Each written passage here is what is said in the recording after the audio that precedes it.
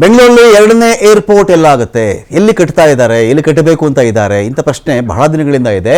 ಎಲ್ಲಿ ಏನು ಎನ್ನುವುದನ್ನು ಇಲ್ಲಿವರೆಗೂ ಸರ್ಕಾರ ಗುಟ್ಟಾಗೆ ಇಟ್ಟಿತ್ತು. ಆದರೆ ಇದೀಗ 3 ಕಡೆ ಸ್ಥಳ ಗುರುತು ಮಾಡಿದ್ದೇವೆ ಅಂತೇಳಿ ಸರ್ಕಾರ ಹೇಳ್ತಾ ಇದೆ. ಅಲ್ಲಿಗೆ ಒಂದು ಹಂತಕ್ಕೆ ಸುದ್ದಿ ಆಚೆ ಬಂತು ಅಂತ ಅರ್ಥ. ಸ್ಥಳ ಫೈನಲ್ ಆಗಿದ್ದು 9 ಜಾಗಗಳು ಅಂತ ಮೊದಲಿತ್ತು. ಎಲ್ಲ ಫಿಲ್ಟರ್ ಆಗಿ 3 ಕಡೆಗೆ ಅಂತ ಇದೀಗ ಬರ್ತಾ ಇದೆ. ಇದರಲ್ಲಿ ಏನು ಸಹಜವಾಗಿ ಯಾವುದೋ ಕಡೆ ಸಚಿವರು ಇರ್ತಾರೆ, ನನ್ನ ಜಾಗದಲ್ಲಾದರೆ ಚೆನ್ನಾಗಿರುತ್ತೆ, ನನ್ನ ಕ್ಷೇತ್ರದ ಕಡೆ ಆಗಬೇಕು, ನಮ್ಮೂರ ಕಡೆ ಆಗಬೇಕು, ನಮ್ಮ ಜಿಲ್ಲೆ ಕಡೆ ಆಗಬೇಕು ಅಂತ ಇದ್ದೇ ಇರುತ್ತೆ. ಇದರ ನಡುವೆ ಇಲ್ಲಿ ತುಮಕೂರು ಕಡೆಯವ್ರು ಗೆದ್ರಾ ಅಥವಾ ಕನಕಪುರದ ಕಡೆಯವ್ರು ಗೆದ್ರಾ ಅಂತ ಪ್ರಶ್ನೆಯಲ್ಲಿ ಬರ್ತಾ ಇದೆ. ತುಮಕೂರದ ಕಡೆ ಏರ್ಪೋರ್ಟ್ ಆದರೆ ತುಮಕೂರು ಕಡೆಯವ್ರು ಗೆದ್ದರು ಅಂತ, ಕನಕಪುರದ ಕಡೆ ಏನಾದರೂ ಏರ್ಪೋರ್ಟ್ ಆಗಿಬಿಟ್ರೆ DK ಶಿವಕುಮಾರ್ ಗೆದ್ದರು ಅಂತ ಅದರ ಅರ್ಥ. 3 ಕಡೆ ನಾವು ಸ್ಥಳವನ್ನು ಗುರುತು ಮಾಡಿದ್ದೀವಿ ಅಂತ ಸರ್ಕಾರ ಹೇಳ್ತಾ ಇದೆ. ಎಲ್ಲೆಲ್ಲಿ?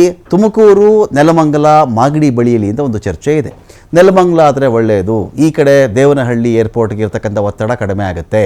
ನೆಲಮಂಗಲದ ಕಡೆ ಏರ್ಪೋರ್ಟ್ ನಿರ್ಮಾಣಕ್ಕೆ ಬೇಕಾದಂತಹ ಸಮತಟ್ಟಾದಂತಹ ಒಂಥರ ಅದಕ್ಕೆ ಪ್ರಶಸ್ತವಾದಂತಹ ಸ್ಥಳ ಇದೆ, ಬಹಳ ಅನುಕೂಲ ಆಗುತ್ತೆ ಇದರಿಂದ ಅಂತೆಲ್ಲ ಒಂದು ಚರ್ಚೆ ಇತ್ತು. ಈ ಕಡೆ ಚೆಕ್ ಮಾಡಿಕೊಂಡಾಗ ಅಲ್ಲ ರೀ, ಈ ಕಡೆ ಯಾಕಾಗಬಾರ್ದು, ಕನಕಪುರದ ಕಡೆ ಯಾಕಾಗಬಾರ್ದು, ಇಲ್ಲಿ ಕಡೆ ಜನ ಬೆಂಗಳೂರು ದಕ್ಷಿಣದ ಕಡೆ ಈ ಕಡೆ ಜನ ಎಲ್ಲ ಒಂದು ಏರ್ಪೋರ್ಟ್ಗೆ ಬರಬೇಕು ಅಂದರೆ ದೇವನಹಳ್ಳಿವರೆಗೂ ಹೋಗಬೇಕಲ್ಲ, ಯಾಕೆ ಕನಕಪುರದ ಕಡೆನೇ ಆಗಲಿ ಬಿಡಿ. ಹೊಸೂರಲ್ಲಿ ಅವರು ಬದಲಿಯಾಗಿ ಒಂದು ಏರ್ಪೋರ್ಟ್ ಮಾಡಿಬಿಟ್ರೆ ಏನು ಮಾಡೋಣ ನಾವು, ಅವರು ಕಡೆ ಆ ಕಡೆ ಜನ ಕೂಡ ಈ ಕಡೆ ಬರುವಂತಾಗುತ್ತೆ, ನಮಗೆ ಅನುಕೂಲ ಆಗುತ್ತೆ ಅಂತ ಒಂದು ವಾದ ಇತ್ತು. ಇದೀಗ ತುಮಕೂರು, ನೆಲಮಂಗಲ, ಮಾಗಡಿ ಇಲ್ಲಿ ಎಲ್ಲಿ ಬೇಕಾದರೂ ಏರ್ಪೋರ್ಟ್ ಆಗಬಹುದು ಅನ್ನೋ ಸನ್ನಿವೇಶ ಇದೀಗ ಶುರುವಾಗಿದೆ. ಇಲ್ಲಿಯವರೆಗೆ ಇಂಥದ್ದೇ ಜಾಗ ಅಂತ ಗುರುತು ಮಾಡಿಲ್ಲ, ಜಾಗದ ಹೆಸರನ್ನು ಕೂಡ ಪ್ರಸ್ತಾಪವನ್ನು ಮಾಡಿಲ್ಲ ಸರ್ಕಾರ. ಟಿಫೆ ಬಳಿಯಲ್ಲಿ ಎಕ್ಸ್ಕ್ಲೂಸಿವ್ ಡೀಟೇಲ್ಸ್ ಇದೆ. DK ಶಿವಕುಮಾರ್ ಅವರ ಕೈ ಮೇಲುಗೈ ಆಗ್ತಾ ಇದೆಯಾ ಇಲ್ಲಿ? ಇದರಲ್ಲಿ ಗೆದ್ದು ಬಿಡ್ತಾ ಇದ್ದಾರೆ ಇವರು. ಜಾಗ ಗುರುತು ಮಾಡ್ತಕ್ಕಂಥ ಹೊಣೆ ನೋಡ್ರಪ್ಪ, ಒಂದು ಏರ್ಪೋರ್ಟ್ಗೆ ಒಳ್ಳೆ ಜಾಗ ಎಲ್ಲಿರಬೇಕು, ಹೇಗಿರಬೇಕು, ಇಷ್ಟು ಕಡೆ ನೀವು ಸಮೀಕ್ಷೆ ಮಾಡಿಕೊಂಡು ಬನ್ನಿ, ಯಾವುದು ಪ್ರಶಸ್ತ ಆಗಿದೆ ಅಂತ ನೀವು ಹೇಳಿ ಅಂಥೇಳಿ ಆ ಒಂದು ವಿಚಾರವನ್ನು ಐಡೆಕ್ ಎನ್ನುವ ಸಂಸ್ಥೆಗೆ ಸರ್ಕಾರ ಕೊಟ್ಟಿದೆ. ಐಡೆಕ್ ವರದಿ ಪ್ರಕಾರ 3 ಜಾಗವನ್ನು ಐಡೆಂಟಿಫೈ ಮಾಡಿದೆ ಸರ್ಕಾರ. ಮಾರ್ಚ್ 3ನೇ ತಾರೀಕಿನಂದು ವಿಮಾನಯಾನ ಪ್ರಾಧಿಕಾರಕ್ಕೆ ಈ ಒಂದು 3 ಹೆಸರುಗಳನ್ನು ಕೂಡ ಸರ್ಕಾರ ಕಳಿಸಿದೆ.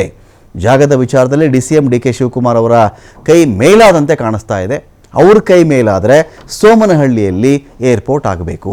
ಸೋಮನಹಳ್ಳಿ ಎಲ್ಲಿದೆಯಪ್ಪ ಅಂದರೆ ಕನಕಪುರ ರಸ್ತೆ ಕಡೆ ನೀವು ಹೋದಾಗ ನಿಮ್ಗೆ ಸಿಕ್ಕಿಬಿಡುತ್ತೆ. ಕಗ್ಲಿಪುರ ದಾಟ್ತಾ ಇದ್ದಂತೆಯೇ ಸೋಮನಹಳ್ಳಿ ಸಿಗುತ್ತೆ. ಸೋಮನಹಳ್ಳಿ ಬಿಟ್ಟರೆ ನಿಮಗೆ ಕಗ್ಗಲಹಳ್ಳಿ, ಆನಂತರದಲ್ಲಿ ನಿಮಗೆ ಹಾರೋಹಳ್ಳಿ ಸಿಗುತ್ತೆ. ಹಾರೋಹಳ್ಳಿ ಆದಮೇಲೆ ಒಂದು 18-19 ಕಿಲೋಮೀಟ್ರ್ ಹೋದರೆ ನಿಮಗೆ ಕನಕಪುರ ಸಿಗುತ್ತೆ. ಬೆಂಗಳೂರಿಂದ ನಿಮ್ಗೆ ಇಲ್ಲಿಂದ ಲೆಕ್ಕ ಹಾಕೊಂಡಾಗ ನಿಮಗೊಂದು 40 ಕಿಲೋಮೀಟ್ರಲ್ಲಿ ಹಾರೋಹಳ್ಳಿ ಸಿಗಬಹುದಾದರೆ ಸೋಮನಹಳ್ಳಿ ಅದಕ್ಕಿಂತ ಒಂದು 7-8 ಕಿಲೋಮೀಟ್ರ್ ಕಡಿಮೆ ಅಂತ ಇಟ್ಕೊಂಡ್ರೆ ನಿಮಗೆ ಅಲ್ಲೊಂದು ಏರ್ಪೋರ್ಟ್ ರೆಡಿ ಅಂತ. ಸೋಮನಹಳ್ಳಿ ಒಂದು ಆಯ್ಕೆ, ಚೂಡಹಳ್ಳಿ ಅಂತ ಒಂದಿದೆ. 2 ಕನಕಪುರಕ್ಕೆ ಸಮೀಪ ಇದೆ. ಸೋಮನಹಳ್ಳಿ ಬೇಕಾದರೂ ಆಗಬಹುದು, ಚೂಡಹಳ್ಳಿ ಬೇಕಾದರೂ ಆಗಬಹುದು, 2 ಕೂಡ ಕನಕಪುರಕ್ಕೆ ನಿಯರ್.